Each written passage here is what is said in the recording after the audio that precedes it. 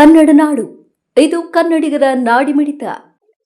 ಇವತ್ತು ನಿಮಗೆಲ್ಲರಿಗೆ ಸಂಡೂರು ಜನತೆಗೆ ನಮಸ್ಕಾರ. ಇವತ್ತು ನಾವು ಎಲ್ಲ ಇಲಾಖೆಯವರು ಅಂದರೆ ಪೊಲೀಸ್ ಇಲಾಖೆ ಸಹಯೋಗದಲ್ಲಿ ಪೊಲೀಸ್ ಇಲಾಖೆ, ಸಾರಿಗೆ ಇಲಾಖೆ ಮತ್ತು ಮೈನ್ಸ್ ಅಂಡ್ ಜಿಯಾಲಜಿ, ಫಾರೆಸ್ಟು ಮತ್ತು ಮೈನಿಂಗ್ ಓನರ್ಸು, ಮೈನಿಂಗ್ ಪಾಯಿಂಟ್ಸು ಮತ್ತು ಓನರ್ಸು ಮತ್ತು ಡ್ರೈವರ್ ಇಷ್ಟೆಲ್ಲರೂ ನಮ್ಮ ಸರ್ಕಲ್ ಇನ್ಸ್ಪೆಕ್ಟರ್ ಅಂತ ಮಹೇಶ್ ಅವರು ಇಲ್ಲಿಗೆ ಕರೆಸಿದ್ರು. ಅದಕ್ಕೆ ಈ ಸಭೆಯಲ್ಲಿ ನಾವು ಮುಖ್ಯವಾಗಿ ಈ ನಿನ್ನೆ ಏನು ಅಪಘಾತ ಆಗಿದೆಯಲ್ಲ ಅದರ ಸಂಬಂಧ ಮಾತಾಡಿಬಿಟ್ಟು ಅದರಲ್ಲಿ ಅದು ಕಡಿಮೆ ಮಾಡಲಿಕ್ಕೆ, ಅಪಘಾತ ಕಡಿಮೆ ಮಾಡಲಿಕ್ಕೆ ಯಾವ್ಯಾವ ನಾವು ಸ್ಟೆಪ್ಸ್ ತಗೋಬೇಕು ಅಂತೇಳಿ ಡಿಸ್ಕಸ್ ಮಾಡಿದ್ವಿ. ಅದರಲ್ಲಿ ಮೊದಲನೇದಾಗಿ ವಾಹನಗಳಲ್ಲಿ ಸ್ಪೀಡ್ ಗವರ್ನರ್ನ ಅಳವಡಿಸ್ಬೇಕಂತ ಒಂದು, ಮತ್ತು ಇದನ್ನು ಪರ್ಮಿಟಲ್ಲಿ ಕಂಡೀಷನಲ್ಲಿ ತರಬೇಕಂತ ಒಂದು, ಆದಮೇಲೆ ಡಿ ಎಲ್ ಸಸ್ಪೆನ್ಷನ್ ಮಾಡಬೇಕಂತ ಒಂದು. ಈಗ ಆಲ್ರೆಡಿ ಡಂಕನ್ ಡ್ರೈವ್ಗೆ ಮತ್ತು ಏನು 304A ಅಂದರೆ ಫ್ಯಾಟಲ್ ಆಕ್ಸಿಡೆಂಟ್ಗೆ ಆಲ್ರೆಡಿ ಡಿ ಎಲ್ ಸಸ್ಪೆನ್ಷನ್ ಮಾಡ್ತಾ ಇದ್ದೀವಿ. ಅದನ್ನು ರದ್ದುಪಡಿಸ್ಬೇಕಂತೇಳಿ ಎಲ್ಲ ಮಾತಾಡಿದ್ರು. ಅದು ನಮ್ಮ ಆ್ಯಕ್ಟಲ್ಲಿ ಅವಕಾಶ ಇರೋದಿಲ್ಲ. ಅದು ಸಸ್ಪೆನ್ಷನ್ ಮಾತ್ರ ಮಾಡಲಿಕ್ಕಿದೆ. 180 ದಿನ ಮಾತ್ರ ನಾವು ಅದನ್ನು ಸಸ್ಪೆನ್ಷನ್ ಮಾಡ್ಬೋದು. 304A ಆಕ್ಸಿಡೆಂಟ್ ಆಗಲಿ ಮತ್ತು ಇಲ್ಲಾಂದರೆ ಡ್ರಂಕನ್ ಡ್ರೈವ್ ಆಗಲಿ 180 ದಿನ ಅಂದರೆ 6 ತಿಂಗಳು ನಾವು ಸಸ್ಪೆನ್ಷನ್ ಮಾಡ್ಬೋದು. ಆದ ಕಾರಣ ಇವು ನಮ್ಮ ಇಲಾಖೆ ಪರವಾಗಿ ನಾವೇನು ಈ ಅಪಘಾತ ಕಡಿಮೆ ಮಾಡಲಿಕ್ಕೆ ಇದೆಲ್ಲ ಚರ್ಯೆ ತಗೋಬೇಕಂತ ಅಂದ್ಕೊಂಡಿದ್ದೀವಿ. ಸ್ಪೀಡ್ ಗವರ್ನರ್ನ ಯಾರಾದರೂ ಟ್ಯಾಂಪರ್ ಮಾಡಿದರೆ ಅಂತ ಅದನ್ನು ನಾವು ಪರ್ಮಿಟಲ್ಲಿ ಕಂಡೀಷನ್ಸ್ ತರಬೇಕಂತ ಒಂದು. ಎರಡನೇದು ಡಿ ಎಲ್ 304A ಆದರೆ ಅಥವಾ ಡ್ರಂಕನ್ ಡ್ರೈವ್ ಆದರೆ ಅದು ಡ್ರೈವರ್ಗೊಂದೇ ತೊಂದರೆ ಆದರೆ ಓನರ್ಗೂ ಅಂದರೆ ಪರ್ಮಿಟಲ್ಲಿ ನಾವು ಕಂಡೀಷನ್ ತಗೊಂಡ್ಬಿಟ್ರೆ ಓನರ್ಗೆ ತೊಂದರೆ ಆಗ್ತದೆ. ಆದ ಕಾರಣ ಅದರಿಂದ ನಾವು ಕಂಟ್ರೋಲ್ ಆಗ್ಬೋದು ಅನ್ನೋ ಉದ್ದೇಶದಿಂದ ನಾವು ಈ ಸಭೆಯಲ್ಲಿ ಇವೆಲ್ಲ ಚರ್ಯೆ ತಗೊಂಡಿದ್ವಿ, ಸ್ಟೆಪ್ಸ್ ತಗೊಂಡಿದ್ದೀವಿ. ಈಗ ಸರ್, ಸಾರ್ವಜನಿಕರು ಹೇಳುವಂಥದ್ದು ಏನಂತ ಹೇಳಿದ್ರೆ, ITO ಆಫೀಸರು ನಮ್ಮ ಸಂಡೂರಿಗೆ ಭಾಗದಲ್ಲಿ ಯಾವುದೇ ಕಾರಣಕ್ಕೆ ಬರ್ತಾ ಇಲ್ಲ. ಯಾಕೆ ಬರ್ತಾ ಇಲ್ಲ ಅಂತಕ್ಕಂಥದ್ದು ಅವ್ರ ಪ್ರಶ್ನೆ ಆಗಿದೆ.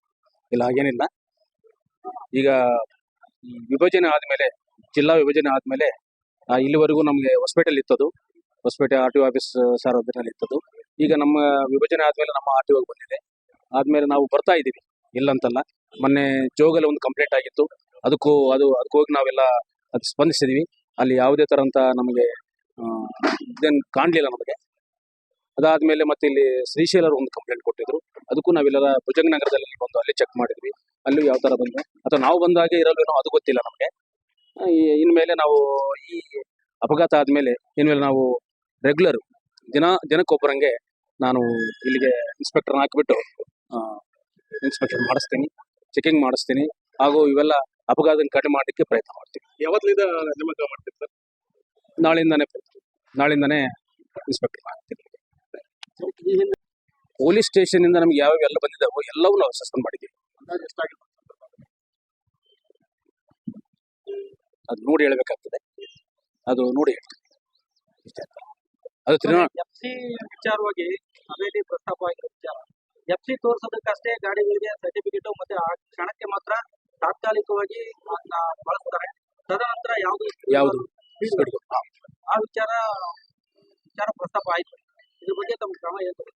ಅದೇ ಈಗ ನಾನು ಅದನ್ನ ಹೇಳ್ತಾ ಇದ್ದೀನಲ್ಲ, ನಾನು ಅಕಸ್ಮಾತ್ ನಾವು ಚೆಕಿಂಗ್ ಮಾಡಿದಾಗ ಯಾವುದಾದ್ರೂ ವೆಹಿಕಲಲ್ಲಿ ಸ್ಪೀಡ್ ಗವರ್ನರ್ ಏನಾದರೂ ಟ್ಯಾಂಪರ್ ಮಾಡಿದರೆ ಅದು ಪರ್ಮಿಟ್ ಕಂಡೀಷನಲ್ಲಿ ತಂದುಬಿಟ್ಟು ಪರ್ಮಿಟ್ಟು ಸಸ್ಪೆಂಡ್ ಮಾಡೋದು ಅಥವಾ ಕ್ಯಾನ್ಸಲ್ ಮಾಡುವಂಥ ಕ್ರಮವನ್ನು ತಗೊಳ್ತಾರೆ. ಈ ವಿಚಾರ ಈ ಸಭೆಗೆ ಸೀಮಿತ ಅಲ್ಲ, ಅಥವಾ ಮುಂದೆ ಬರ್ತದೆ? ಇಲ್ಲ, ಇದು ಮುಂದುವರಿತದೆ. ಇನ್ಮೇಲೆಲ್ಲ ನಮ್ಮ ಇಲಾಖೆಯಿಂದ ಮತ್ತು ಪೊಲೀಸ್ ಇಲಾಖೆಯಿಂದ ಎಲ್ಲ ನಿರ್ದಾಕ್ಷಿಣ್ಯವಾಗಿ ನಾವು ರೋಡಲ್ಲಿ ಕ್ರಮ ತಗೊಳ್ತೀವಿ.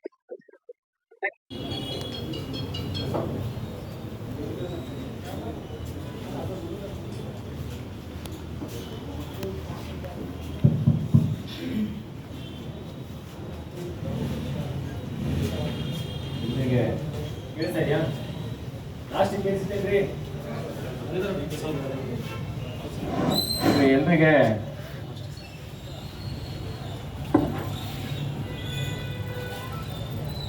ಇವತ್ತಿನ ದಿನ ಸಂಡೂರಿನಲ್ಲಿ ನಿನ್ನೆ ದಿನ ನಡೆದಿರ್ತಕ್ಕಂಥ ಬಹಳ ಭೀಕರವಾದ ರಸ್ತೆ ಅಪಘಾತಕ್ಕೆ ಸಂಬಂಧಪಟ್ಟಂತೆ ಇವತ್ತಿನ ದಿವಸ ಎಲ್ಲ ತಾಲೂಕು ಮಟ್ಟದ ಮತ್ತು ಜಿಲ್ಲಾ ಹಂತದ ಅಧಿಕಾರಿಗಳ, ಜಿಲ್ಲಾಡಳಿತ ಇರ್ಬೋದು, ಪೊಲೀಸ್ ಇಲಾಖೆ ಹಾಗೂ ಈ ಸಂಬಂಧಪಟ್ಟಂಥ ಸ್ಟೇಕ್ ಹೋಲ್ಡರ್ಸ್ ಯಾರ್ಯಾರಿದ್ದೀರಿ, ಪರ್ಚೇಸರ್ಸ್ ಇರ್ಬೋದು, ಮೈನ್ ಮ್ಯಾನೇಜ್ಮೆಂಟ್ ಅವ್ರು ಇರ್ಬೋದು, ಮತ್ತೆ ಇನ್ನಿತರ ಎಲ್ಲ ಅಧಿಕಾರಿಗಳ ಸಹಿತ ಈ ಒಂದು ಸಭೆಗೆ ಸ್ವಾಗತ.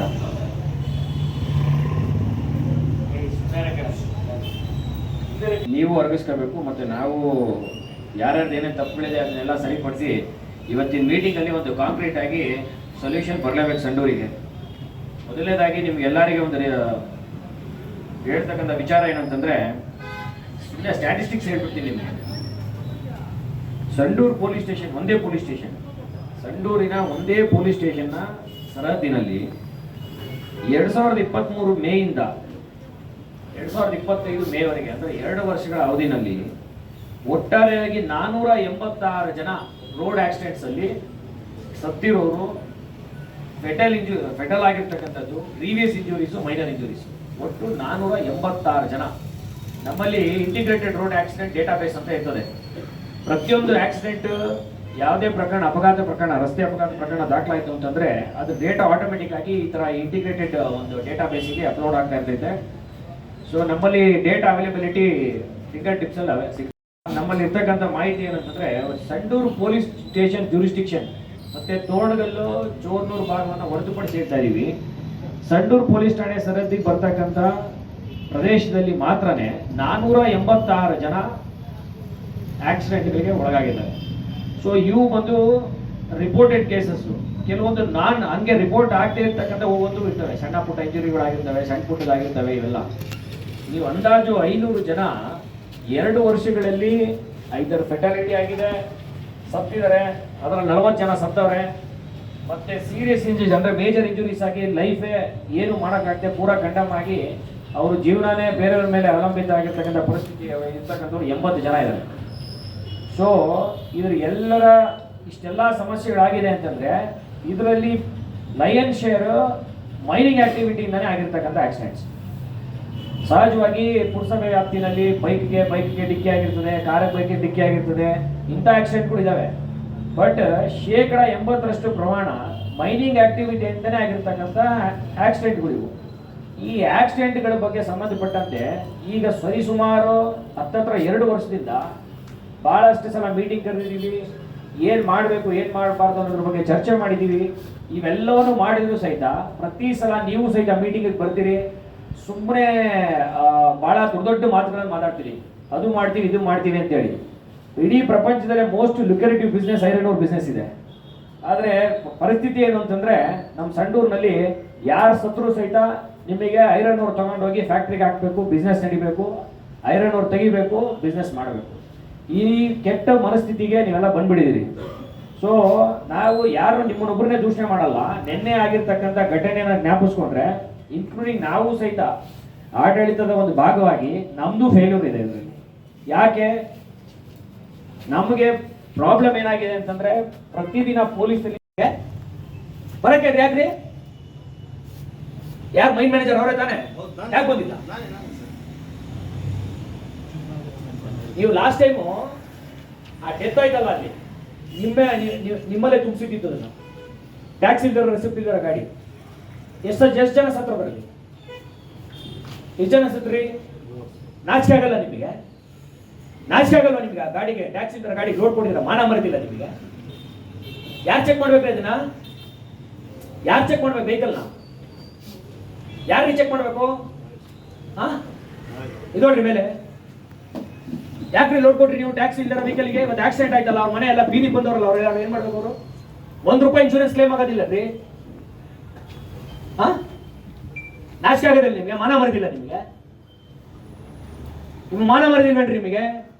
ನಿನ್ನ ಹೆಂಡತಿ ಮಕ್ಕಳು ರೋಡಲ್ಲಿ ಸತ್ತಿದ್ರೆ ಹಿಂಗೆ ಮಾಡ್ತಿದ್ರಿ? ಆರಾಮಿರ್ತಿದ್ದಿಲ್ಲ ಅವಾಗ? ನಾಚಿಕೆ ಬರ್ಬೇಕು ನಿಮ್ಗೆಲ್ಲ. ಮಾನ ಮರೆದಿಲ್ಲ ನಿಮಗೆಲ್ಲ? ಅವ್ರು 3 ಜನ ಸತ್ರು, ನೀವು ಹೋಗಿ ನೋಡಿದ್ರೇನ್ರಿ? ನೀವು ಅವ್ರ ಫ್ಯಾಮಿಲಿ ನೋಡಿದ್ರಿ? ನೀವು ಮಾತಾಡ್ಸಿರೇನ್ರಿ? ನಿಮ್ಮಲ್ಲೇ ತುಂಬಿದ್ದು ಲೋಡಿಂಗ್ ಆಗಿದ್ದ ವೆಹಿಕಲ್ಲು. ನಿಮ್ಮ ಅವಾಂತರದಿಂದ ಅದು ಆಕ್ಸಿಡೆಂಟ್ಗೆ ಇವತ್ತು ಅವ್ರಿಗೆ, ಆ ಕುಟುಂಬಕ್ಕೆ ₹1 ರೊಕ್ಕ ಇಲ್ಲ ಅವ್ರಿಗೆ ಇನ್ಶೂರೆನ್ಸ್ಗೆ. ಬಂದ ಲಾರಿನವರು ಅವ್ರ ಹತ್ರ ₹1 ಲಕ್ಷ ದುಡ್ಡಿಗೆ ಕೈ ಚಾಚ್ಕೊಂಡು ಭಿಕ್ಷೆ ಬಿಡ್ತಾರೆ ಪಾಪ ಬೆಳಗ್ಗೆ. ಇಡೀ ಫ್ಯಾಮಿಲಿಗಳು ದುಡಿತಾ ಇದ್ದಿದ್ದು ಮಗ ಸತ್ತೋಗ್ಬಿಟ್ಟು ದುಡಿಯೋರಿಲ್ಲ ಅವ್ರ ಮನೆಗಳಲ್ಲಿ. ನಾಚಿಕೆ ಬರ್ಬೇಕು ನಿಮ್ಗೆಲ್ಲ. ನಿಮ್ಮ ಮನೆ, ನಿಮ್ಮ ಕುಟುಂಬದವ್ರನ್ನ ಸಾಯ್ಬೇಕಾಗಿತ್ತು ರಸ್ತೆ ಮೇಲೆ, ಅವಾಗ ಗೊತ್ತಾಗಿರೋದು ನಿಮ್ಗೆ ಹಣೆ ಬರ. ಕುದುರೆ ಇದೊಂದು ಸೀರಿಯಸ್ ಇಶ್ಯೂ ಬರ್ತಾ ಇದೆ ಸರ್. ದಯಮಾಡಿ sir, because we always set an example that Smair stands foremost in all these sort of safety and other related things. So ದಯವಿಟ್ಟು ಸರ್, ಮತ್ತೆ ಇಲ್ಲಿ ನಮ್ಮ ಸ್ಟೇಟ್ಗೂ ಸಹಿತ ರೋಡ್ ಟ್ಯಾಕ್ಸ್ ಕಟ್ಟಿರೋದಿಲ್ಲ, ನಮ್ಮಲ್ಲಿ ಪ್ರಾಪರ್ ರಿಜಿಸ್ಟ್ರೇಷನ್ ಪ್ರಾಸೆಸ್ ನಡೆದಿರೋದಿಲ್ಲ, ಟ್ರಾನ್ಸ್ಫರ್ ಆಗಿರೋದಿಲ್ಲ. ಆದ್ರೂ ಸಹಿತ ಅಂತ ಗಾಡಿಗಳಿಗೆ ನೀವು ಬೆಳಗ್ಗೆ 6 ಗಂಟೆಗೆ ಪರ್ಮಿಟ್ ಸ್ಟಾರ್ಟ್ ಆಗಬೇಕು. ಪ್ರತಿ ಬರ್ಕೊಂಡ್ಬಿಡ್ರಿ ದಯಮಾಡಿ. ನಿಮ್ಮ RFO ಸಾಹೇಬ್ರಿಗೆ ಹೇಳ್ರಿ, ನಿಮ್ಗೆ ಯಾರಿದ್ದಾರೆ ನಿಮ್ಮ ಹೈಯರ್ ಆಫೀಸರ್ಸ್ ಹೇಳ್ಬಿಡಿ. ನೆಕ್ಸ್ಟ್ ಎನ್ಸ್ಪೋರ್ಟ್ ಆಕ್ಸಿಡೆಂಟ್ ಆಯ್ತು ಅಂತಂದ್ರೆ ನಾನು ಫಾರೆಸ್ಟ್ ಅವ್ರನ್ನ ಅಕ್ಯೂಸ್ ಮಾಡ್ತೀನಿ. ಯಾಕೆ 6 ಗಂಟೆಯಿಂದ 6 ಗಂಟೆ ಪರ್ಮಿಟ್ ಇಶ್ಯೂ ಮಾಡೋದು? ನೀವು ಎಷ್ಟು ಗಂಟೆ ಬರ್ತೀರಾ? ಇವರು ನಿಮ್ಮ ಫಾರೆಸ್ಟ್ ಪರ್ಮಿಟ್ ಇಶ್ಯೂ ಮಾಡೋರು ತಿಂಡಿ ತಿನ್ಕೊಂಡು 8 ಗಂಟೆ 7:30 8 ಗಂಟೆ 9 ಗಂಟೆಗೆ ಹೋಗೋದು. ಅಷ್ಟೊತ್ತಿಗೆ ಅವರೆಲ್ಲ ಮೈನ್ ಮ್ಯಾನೇಜರ್ಸ್ ಏನೋ ಇವ್ರ ಅರ್ಜೆನ್ಸಿಗೆ ಲೋಡಿಂಗ್ ಮಾಡಿ ಲೈನ್ ತಿಳಿಸ್ಬಿಟ್ಟಿರ್ತಾರೆ. ಲಾಸ್ಟ್ ಹೋಗೋದು ಒಂದು ಸೀಲು ಸಿಗ್ನೇಚರ್ ಎರಡೇ ಬಾಕಿ. ಸೀಲು ಸಿಗ್ನೇಚರ್ ಹೊಡೆದ್ಬಿಟ್ಟು ಈಗ ಒಂದೇ ಸಲ ಅವನು 100 ಗಾಡಿ 200 ಗಾಡಿ 300 ಗಾಡಿ ಇಳಿತಾರೆ ಕೆಳಗಡೆ. ಒಬ್ರಿಗೊಬ್ರು ಬರೋ ಅರ್ಜೆನ್ಸಿನಲ್ಲಿ ಆಕ್ಸಿಡೆಂಟ್ ಆಗ್ತದೆ. ಫಾರೆಸ್ಟ್ ಅವ್ರು ಏನ್ ಮಾಡ್ತೀರಿ? ನಿಮ್ಮ ಅನುಕೂಲಕ್ಕೆ ನೀವು ಆರಾಮಾಗಿ ಎದ್ದು ಹೋಗೋದು ಮಾಡೋದು. ಯಾಕೆ ಮಾಡ್ತೀರಿ ಅದನ್ನ? ಯಾರ ಸತ್ರ ಯಾರು ಬಂದಿದ್ದೀರಿ? ಲಾಂಡ್ ಆರ್ಡರ್ ಬಂದ್ರೆ ನೀವು ಬರ್ತೀರಿ ಯಾರಾದ್ರು? ದಯಮಾಡಿ ನೋಡಿ ಸರ್, ಫಾರೆಸ್ಟ್ ಅವ್ರು ಹೇಳಿದೀವಿ, ನಾನು ನೆಕ್ಸ್ಟ್ ಎನ್ಸ್ಫೋರ್ತ್ ಎಷ್ಟು ಗಂಟೆಗೆ ಸೀಲ್ ಆಯ್ತು, ಸಿಗ್ನೇಚರ್ ಆಯ್ತು, ಗಾಡಿ ಎಷ್ಟು ಗಂಟೆಗೆ ಇಳಿತು, ನಿಮ್ಮ ರೆಸ್ಪಾನ್ಸಿಬಿಲಿಟಿ. ಮೈನ್ ಮ್ಯಾನೇಜರ್ ಯಾರಿದ್ದೀರಿ ನೀವು ತಿಳ್ಕೊಬೇಕಿದನ್ನ. ನಿಮ್ಮದೇ ಜವಾಬ್ದಾರಿ ಮೈನ್ ಮ್ಯಾನೇಜರ್ಸ್. ಇಲ್ಲ ನಿಮ್ಮ ಹೆಸರು ಮೇಲೆ FIR ಇರ್ತೀನಿ ನೆಕ್ಸ್ಟ್ ಆಕ್ಸಿಡೆಂಟ್ ಆದ್ರೆ. ಎಷ್ಟು ಗಂಟೆ ಗಾಡಿ ಅಲ್ಲಿಂದ ರಿಲೀಸ್ ಆಯ್ತು, ಎಷ್ಟು ಗಾಡಿ ರಿಲೀಸ್ ಆಯ್ತು, we will take it account. ನೀವು ಏನಾದ್ರೂ ಒಂದೇ ಸಲ 300 ಗಾಡಿ 400 ಗಾಡಿ ನಿಮ್ಗೆ ಇಷ್ಟ ಪ್ರಕಾರ ಬಿಡೋದು ಮಾಡಿದ್ರೆ ನಿಮ್ಮ ತಲೆ ಮೇಲೆ ಪ್ರತಿಯೊಂದು ಕೇಸ್ಗೆ FIR ಇರ್ತೈತೆ. ನಿಮ್ಮ ಮೇಲೆ ಬೈ ನೇಮ್ ಆಗ್ತೀನಿ. ನಿಮಗೆ ಫಸ್ಟ್ ಇನ್ಸ್ಟೆನ್ಸ್ಗೆ ನಿಮ್ದು ಮೈನ್ ಮ್ಯಾನೇಜರ್ ಇರ್ತೈತೆ, ನೆಕ್ಸ್ಟ್ ಮ್ಯಾನೇಜ್ಮೆಂಟ್ ಎಲ್ಲರ ಮೇಲೆ ತಲೆ ಕಟ್ತೀನಿ FIR. ಇದು ಮಾತ್ರ ಬಿಡೋದಿಲ್ಲ ನಿಮಗೆ. ಇದು ಬರೆದು ಇಟ್ಕೊಂಡ್ಬಿಡ್ರಿ ಇದನ್ನ. ನೀವು ಫಾರೆಸ್ಟ್ ಅವರು ಬೆಳಗ್ಗೆ 6 ಗಂಟೆ ಮ್ಯಾನೇಜರ್ಸು ಮತ್ತೆ ನೀವು ಫಾರೆಸ್ಟ್ ಅವರು ಇದಿರಲ್ಲ, ನಿಮ್ದು ಲ್ಯಾಕ್ ಆಫ್ ಕೋಆರ್ಡಿನೇಷನ್ ಅಥವಾ ನಿಮ್ದು ಏನೇನು ಹಣೆ ಬರೋ, ನಿಮ್ದು ಏನು ಅಡ್ಜಸ್ಟ್ಮೆಂಟ್, ನೀವು ಏನೇನು ಮಾಡ್ಕೊಂಡು ಹಾಳಾಗಿ ಹೋಗಿದ್ದೀರೋ ನಮ್ಗಂತೂ ಗೊತ್ತಿಲ್ಲ. ನಿಮ್ಮಿಂದಾನೇ ಆಗಿರೋದು ಆಕ್ಸಿಡೆಂಟ್ಗಳಿದೆ maximum, because rush up of vehicles from ಮೈನೈಡ್. ಎನ್ನೆ 6 ಜನ ಸತ್ರು, ಅವ್ರ ಕುಟುಂಬಗಳಿಗೆ ಯಾರು ಬರೋದಿಲ್ಲ. ಯಾಕೆ? ನನ್ನ ಸರ್ಕಾರ ಸಂಬಳ ಬರ್ತದೆ, ತಿಂಗಳಾರ ಸಂಬಳ ಎಣಿಸ್ತೀನಿ, ನನಗೆಲ್ಲ ಸಕಲ ಸವಲತ್ತುಗಳು ಇರ್ತವೆ, ನಾನು ಆರಾಮಾಗಿ ಇರ್ತೀನಿ, ನಾನು ನನ್ನ ಹೆಂಡತಿ ಮಕ್ಕಳು ಸೇಫ್ ಮಾಡ್ಕೊಂಡು ಮಾಡಿ ಕೂತಿರ್ತೀವಿ. ಹೊಡೋರ್ಗೊಬ್ರು ಬೀದಿ ಹೆಣ ಆಗಿ ಹೋಯ್ತಾ ಇರ್ತಾರೆ. ಒಂದೇ ಸಲ ಹೆಣ ಎತ್ತಾ ಇರ್ತೀವಿ, ಕಳಿಸ್ತಾ ಇರ್ತೀವಿ. ನೀವು ದಯಮಾಡಿ ನೋಡಿ ಸರ್, ಹೇಳಿದ್ದೀನಿ, ಎನ್ಸ್ಫೋರ್ ಇದು ಇನ್ನ ಟಾಲರೆನ್ಸ್ ಇಲ್ಲ. ನೀವು ಫಾರೆಸ್ಟ್ ಅವ್ರು ನೀವು ಕ್ಲಿಯರ್ ಕಟ್ ಹೇಳ್ಕೊಂಬಿಡಿ, ನೀವು ಯಾರಿಗೆ ಹೇಳ್ತೀರಿ ಹೇಳ್ಕೊಳ್ರಿ, ನಮ್ಗೆ ಏನು ಸಂಬಂಧ ಇಲ್ಲ. ನೀವು ಕಂಪ್ಲೇಂಟ್ ಮಾಡ್ಕೊತೀರಾ ಮಾಡ್ಕೊಳ್ರಿ. ಇಲ್ಲ ಮಾತ್ರ ನೆಕ್ಸ್ಟ್ ಗ್ಯಾರಂಟಿ ಹೇಳ್ತೀನಿ, ಫಾರೆಸ್ಟ್ ಅಫಿಷಿಯಲ್ಸ್ ಲ್ಯಾಕ್ಸಿಟಿಯಿಂದ ನಿಮ್ಮ ರೋಡ್ ಎಷ್ಟು ಮೂವ್ಮೆಂಟ್ ಕೊಡಬೇಕು ಮತ್ತೆ ಬೈ ರೇಟ್ ಎಷ್ಟು ಕೊಡಬೇಕು ಅಂತ ಹೇಳಿ ಇದ್ರದ್ದೊಂದು ಪ್ಯಾಟರ್ನ್ ಫಿಕ್ಸ್ ಆಗಿತ್ತು. ಅದು ಫಾಲೋ ಮಾಡ್ತಾ ಇದ್ದೀರಾ? ಫಾಲೋ ಆಗಿದೆ ಮೇಡಮ್? ಮೈನ್ ಮ್ಯಾನೇಜರ್ಸ್ ಇರ್ತೀರಿ ಅಥವಾ ಮೈನ್ ಮ್ಯಾನೇಜ್ಮೆಂಟ್ ಅವ್ರು ಇರ್ತೀರಿ, ಪ್ಲಾಂಟ್ನವ್ರು ಇರ್ತೀರಿ, ನಿಮಗೆ ಕೆಲಸನೇ ಇದೆ ಬೆಳಗ್ಗೆ ಇದ್ರೆ. ಇದು ಬಿಟ್ರೆ ಸೆಕೆಂಡ್ ಕೆಲಸ ಇಲ್ಲ. ನನಗೆ ಗೊತ್ತಿರಂಗೆ ನಾನು 16 ಭಾಳ ವರ್ಷಗಳಿಂದ ಇಲ್ಲಿ ಕೆಲಸ ಮಾಡ್ತಾ ಇದ್ದೀನಿ. ಸಂಡೂರು ಕುಮಾರಸ್ವಾಮಿ ಜಾಗದಲ್ಲಿ ಇದು ನೀವಂತ ಎಲ್ಲ ತಿಳ್ಕೊಳ್ಳಿ. ನೀವು ಎಷ್ಟು ಜನಕ್ಕೆ ಮೋಸ ಮಾಡ್ತೀರಿ, ವ್ಯವಸ್ಥೆ ಮೋಸ ಮಾಡ್ತೀರಿ, ಅಥವಾ ಇಲ್ಲಿ ಸ್ಥಳೀಯವಾಗಿ ನೀವು ಇಷ್ಟೆಲ್ಲ ಸಮಸ್ಯೆ ತೊಂದರೆಗಳಾದ್ರೂ ಸಹಿತ ಬರೀ ನಾಟಕ ಆಡ್ಕೊಂಡು ಬೆಳಗ್ಗೆ ಎದ್ರೆ ಸುಳ್ಳು ಹೇಳ್ಕೊಂಡು ವ್ಯವಸ್ಥೆನ ಸುಮ್ಮನೆ ಬ್ಲಫ್ ಮಾಡ್ಕೊಂಡು ಹೋಗ್ತಿದ್ರಿ. ಅದ್ರದ್ದೆಲ್ಲ ಪಾಪ ಕರ್ಮಗಳನ್ನ ನೀವು ತಿಂದೇ ತಿಂದ್ರಿ. ಅಲ್ಟಿಮೇಟ್ಲಿ ಅಡ್ಮಿನಿಸ್ಟ್ರೇಷನ್ನು ನಾವೇನು ಕೆಲಸ ಮಾಡಬೇಕು ಬಿಡಬೇಕು ಅವೆಲ್ಲವನ್ನು ಹೊರತುಪಡಿಸಿ ಬದಿಗಿತ್ತಿ ಹೇಳೋದಾದ್ರೆ, ಇಲ್ಲಿ ಪಾಪ ಕರ್ಮಗಳನ್ನ ನಾವು ಮಾಡಿದ್ರೆ ನಾನು ತಿನ್ಬೇಕಾಗ್ತದೆ, ನನ್ನ ಕುಟುಂಬ, ನೀವು ಮಾಡಿದ್ರೆ ನೀವು ತಿನ್ಬೇಕಾಗ್ತದೆ. ಇದು ನೇರ ಹೇಳ್ತೀನಿ ನಿಮಗೆ. ನೀವು ಏನಾದ್ರು ತಿಳ್ಕೊಬೋದು, ನಮ್ಮನ್ನು ಬೈಕೋಬೋದು, ತೊಂದರೆ ಇಲ್ಲ. ಆದರೆ ಬೇರೆಯವ್ರ ಮನೆ ಮಕ್ಕಳು ಬೀದಿ ಮೇಲೆ ಸತ್ತಾಗ ನಿನ್ನೆ ದಿವಸ 2 ಕೂಸುಗಳು ಸತ್ತವೆ. 1 ವರ್ಷದ ಒಂದು ಕೂಸಿದೆ, 2 ವರ್ಷದ 3 ವರ್ಷದ ಒಂದು ಕೂಸಿದೆ, ಇನ್ನೂ ಒಂದು 9 ತಿಂಗಳು ಮಗು ಗರ್ಭಿಣಿ ಹಾಕಿ she was about to deliver a baby. ಆ ಹೆಣ್ಮಗಳು ಸಹಿತ ರಸ್ತೆ ಮೇಲೆ ಸತ್ತಾಳಾಕಿ. ಆ ಮಗುನೂ ಸಾಯ್ತು, ಆ ತಾಯಿನೂ ಸತ್ಲು. ಒಟ್ಟಾರೆಯಾಗಿ ಆ ಮಗುನು ಸೇರಿಸ್ಬಿಟ್ರೆ 6 ಜನ ಸತ್ತೋಗ್ಬಿಟ್ರೆ ಒಂದೇ ಆಕ್ಸಿಡೆಂಟಿಗೆ. ಇದಕ್ಕೆ ಹೊಣೆಗಾರಿಕೆ ಯಾರು? ಅಲ್ಟಿಮೇಟ್ಲಿ ಇಟ್ ಈಸ್, ನೇರವಾಗಿ ಹೇಳೋದಾದ್ರೆ ಹೇಳ್ತೀನಿ, it is only the mining ಆಕ್ಟಿವಿಟಿನಲ್ಲಿ ಇನ್ವಾಲ್ವ್ ಆಗಿರ್ತಕ್ಕಂಥ ಮಂದಿ. ನಿಮ್ಮನ್ನು ನೇರವಾಗಿ ಹೇಳ್ತೀನಿ ನಾನು, it let it come on record itself. ಇಲ್ಲಿ ಯಾರ ಹತ್ರ ನಾವು ಬೀಗ್ತನ ಬೆಳೆಸಬೇಕಾಗಿಲ್ಲ, ಯಾರ ಹತ್ರ ಸಂಬಂಧ ಬೆಳೆಸಬೇಕಾಗಿಲ್ಲ, ಏನಿಲ್ಲ. ನಿಮ್ಗಳಿಂದಾನೇ ಆಗಿರ್ತಕ್ಕಂಥದ್ದು. ನಿಮ್ಗಳ ನಿರ್ಲಕ್ಷ್ಯ, ನೀವುಗಳು ಮಾಡ್ತಾ ಇರ್ತಕ್ಕಂಥ ವ್ಯವಸ್ಥೆ ಮೋಸ ಇದೆ. ನೀವು ನಿಮ್ಮ ಮನೆ ಮಕ್ಕಳು, ನಿಮ್ಮ ಹೆಂಡತಿ ಮಕ್ಕಳು, ನಿಮ್ಮ ಕುಟುಂಬ, ನೀವು ರಸ್ತೆ ಮೇಲೆ ಹೊಸಪೇಟೆಗೆ ದಿನ ಒಂದು ರೌಂಡು ನಿಮ್ಮ ಗಾಡಿ ತೊಗೊಂಡು ಹೋಗ್ಬರ್ರಿ. You are not safe even though you are driving in a car.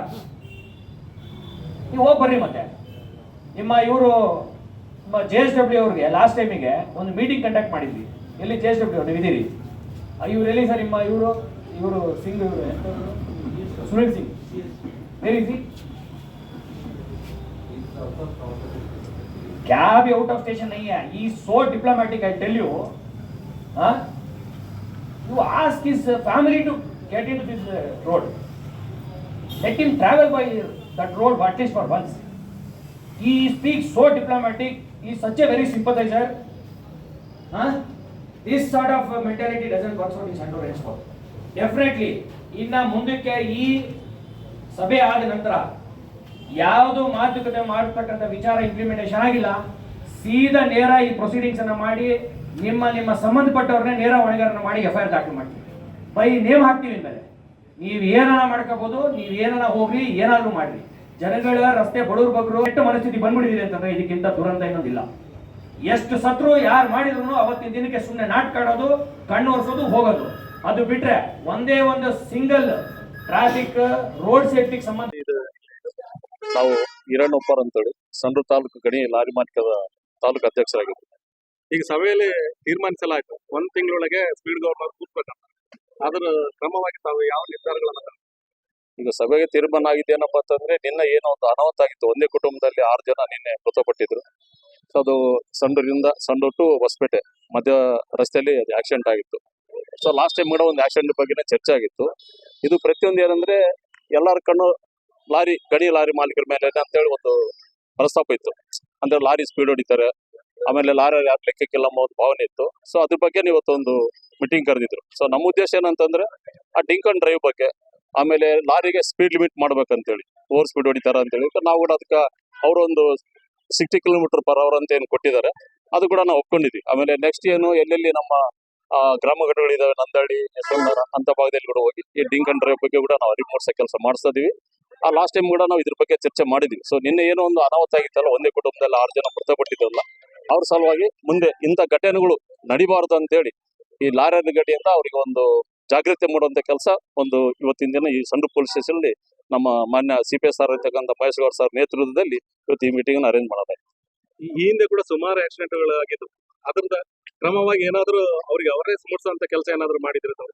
Last time ಇಂಥ ಘಟನೆ ಆದಾಗ ಅವೇರ್ನೆಸ್ ಕೆಲಸನೂ ಮಾಡಿದ್ವಿ. ಆಮೇಲೆ ನಮ್ಮ ಅಸೋಸಿಯೇಷನ್ ಕಡೆಯಿಂದ ಕೂಡ ಅವ್ರು ಏನು ಮೃತಪಟ್ಟ ಕುಟುಂಬಗಳಿಗೆ ಕೂಡ ಅಸೋಸಿಯೇಷನ್ ಕಡೆಯಿಂದ ಕೂಡ ನಾವು ಅವರಿಗೆ ಧನ ಸಹಾಯ ಕೂಡ ಮಾಡಿದ್ವಿ. ಅವ್ರಿಗೆ ಧೈರ್ಯ ಕೂಡ ತುಂಬುವಂತ ಕೆಲಸ ಕೂಡ ನಾವು ಸಂಡೂರು ತಾಲೂಕು ಎಲ್ಲಾ ಗ್ರಾಮ ಮಟ್ಟ ಅಧ್ಯಕ್ಷರುಗಳ ಸಮಾವೇಶದಲ್ಲಿ ಅವರಿಗೆ ಒಂದು ಧೈರ್ಯ ತುಂಬ ಕೆಲಸನು ಅವ್ರಿಗೆ ಹೋಗಿ ಸಾಂತ್ವನ ಹೇಳಿ ನಮ್ಮ ಅಸೋಸಿಯೇಷನ್ ಕಡೆಯಿಂದ ಏನು ಧನ ಸಹಾಯ ಮಾಡ್ಬೇಕು ಅದನ್ನು ಕೂಡ ನಾವು ಮಾಡ್ಕೊಂಡು ಬಂದಿದ್ವಿ, ಮುಂದೇನೋ ಮಾಡ್ಕೊಂಡು ಹೋಗ್ತೀವಿ ಸಮಯದಲ್ಲಿ ಹೇಳ್ತಾರೆ.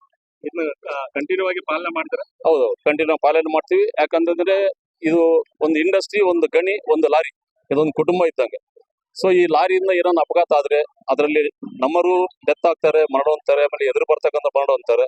ಸೊ ಹಂಗಾಗಿ ನಾವು ಅಪ್ಡೇಟ್ ಇವತ್ತು ನಡೆದಿದ್ದ ಮೀಟಿಂಗ್ ಬಗ್ಗೆ ಏನಂತಂದ್ರೆ ನಾವು ಕೂಡ ಸಪೋರ್ಟ್ ಏನ್ ಮಾಡ್ತಾ ಇದೀವಿ ಅಂದ್ರೆ ಎಲ್ಲ ಮೈನ್ಸ್ ಮ್ಯಾನೇಜರ್ ಹೇಳೋದು ಇಷ್ಟ ಅಂತ ನಾವು ಇವತ್ತು ಮಾತಾಡಿ ಮೀಟಿಂಗ್ ಅಲ್ಲಿ ಎಲ್ಲ ನಮ್ಮ ಲಾರಿ ಏನು ಡಾಕ್ಯುಮೆಂಟ್ಸ್ ಅಪ್ಡೇಟ್ ಇದ್ರೆ ಮಾತ್ರ ಲೋಡ್ ಮಾಡಿ.